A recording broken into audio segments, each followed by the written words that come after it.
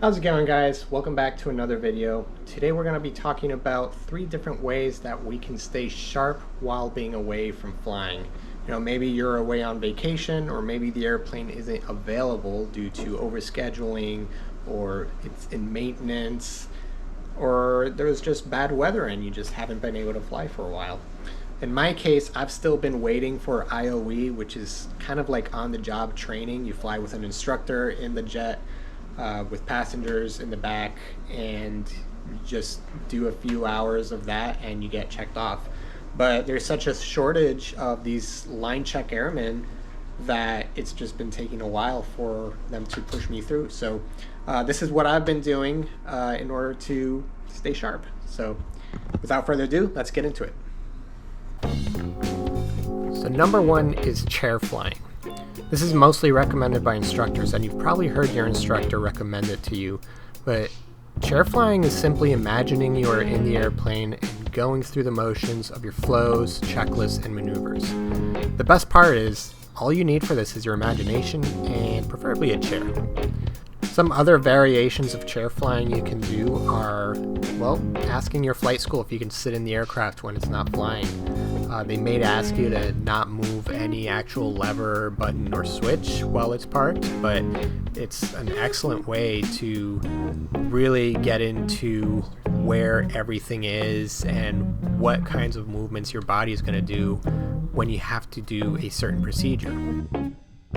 Another way is by purchasing or downloading a poster of the panel of the aircraft you're flying. Just hang it up on a wall, sit down in front of it or stand in front of it, and go through some random procedures. Do a pre-flight checklist from memory. Do a pre-flight inspection of the panel. Start seeing what the checklist wants you to look at exactly. And the more you repeat this, the easier it's going to be in the future for you once you get back in the plane.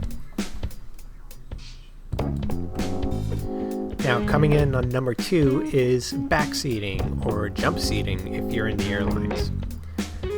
Now, backseating while someone else is taking a lesson or someone else is operating the aircraft gives a whole new perspective on flying.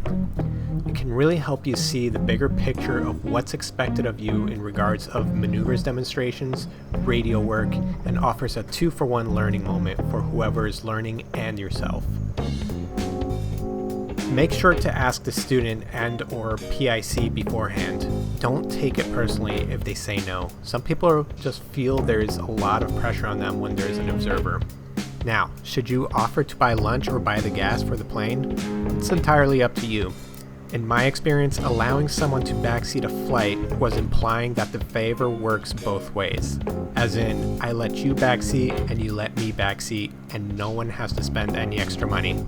This is my personal favorite way of staying sharp.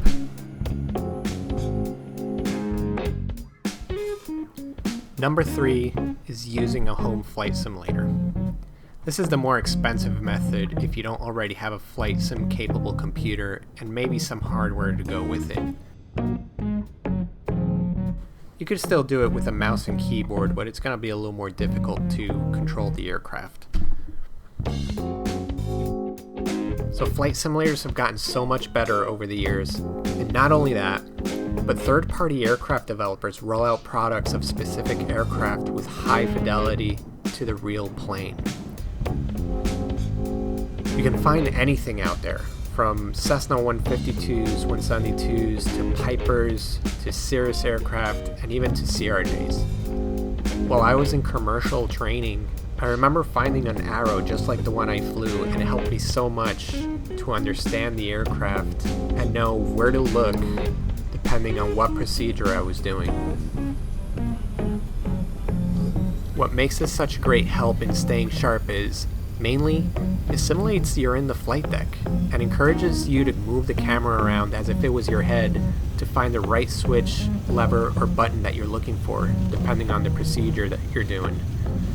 So when you go to the real aircraft and you're asked to do a checklist or procedure, you're going to know exactly where everything is. Not only that, but some systems such as the flight computer, autopilot modes, hydraulic systems, they all work like they're the real thing.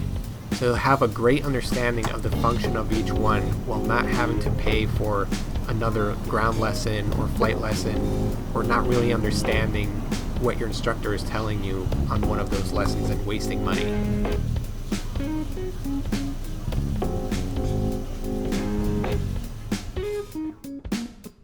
Well, that concludes today's video, guys. Thank you so much for watching and supporting the channel. If you haven't already, just a reminder to click the like button if you enjoyed this content today, and click the subscribe button if you're not subscribed and you want to see more content like this and more flying videos to come in the future. Stay tuned, and I'll see you next time.